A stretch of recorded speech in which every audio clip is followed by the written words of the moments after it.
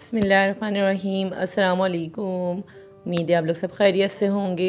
आज मैं आप लोगों के साथ शेयर करूंगी बहुत ही मज़ेदार छोले बनाने की रेसिपी।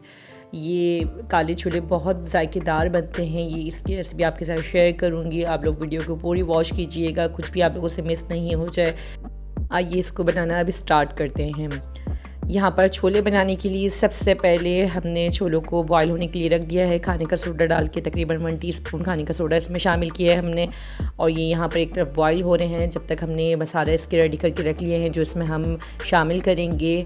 यहाँ पर खीरा लिया है मैंने, एक खीरा बिल्कुल बारीक सा चॉप कर लिया है, एक बड़ा टमाटर बारीक सा चॉप कर लिया है, और इसी के साथ 4 से 5 हरी मिर्चें लिए बिल्कुल बारीक सी चॉप कर लिए हैं, और कड़ी पत्ता भी इसमें शामिल किया हुआ है मैंने, तकरीबन 5 से 6 पत्ते इसमें। एक बड़ी प्याज इस तरह से चॉप कर लिए, और मसाले में जो हमने मसाले यहाँ पर लिए हैं साबुत धनिया और गोल मिर्च ज़ीरा, इसकी मैंने भुनाई कर ली थी और इसका पाउडर इस तरह से बना लिया है। एक बड़ा खाने का चमचा ये लिया है, और 1 टीस्पून कुटी मिर्च लिए, और हाफ़ टेबल स्पून नमक लिया है, और इमली का पेस्ट लिया हमने तकरीबन 6 टेबल स्पून। यहाँ छोले अच्छी तरह से गल चुके हैं और इनको बाहर निकाल लेंगे। सबसे पहले ऑयल गरम करेंगे हम, एक बड़ा खाने का चमचा, और इसमें हम प्याज आधी शामिल कर देंगे, और हाफ़ प्याज हम ऐसे ही रख देंगे, अभी वो हम एंड में शामिल करेंगे इसमें।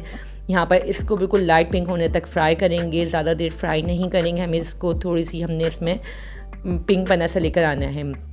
अब जब थोड़ी बहुत प्याज पिंक सी हो जाएगी तो तब अब इसमें जो हम शामिल करेंगे टमाटर शामिल कर देंगे। एक बड़ा टमाटर इस तरह से कट कर लिया था, ये शामिल कर दिया है, और ये शामिल करने के बाद इसको थोड़ा सा मिक्स करेंगे, और इसी के साथ जो अब मैं इसमें मसाले भी शामिल करूँगी जो हमने रेडी करके रखे हुए थे वो भी इसमें हम शामिल कर देंगे। अभी फ्राई कर लेंगे इसको, देखें, और अब हम इसमें मसाले शामिल कर देंगे। हरी मिर्ची और कड़ी पत्ता जो हमने ये रेडी करके रखा था ये इसमें शामिल कर देंगे, इससे बहुत अच्छा जायका आता है, कड़ी पत्ते का फ्लेवर बहुत अच्छा आता है इसमें।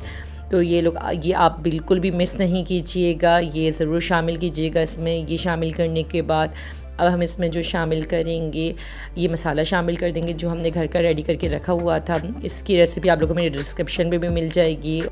अब इसको थोड़ा बहुत मिक्स करने के बाद इसमें अब हम जो शामिल करेंगे छोले भी ऐड कर देंगे कि छोले भी अच्छी तरह से इसमें इस मसाले के साथ पक जाएं, और इसी में जो अब हम मज़ीद शामिल करेंगे इमली का पीस भी शामिल कर देंगे।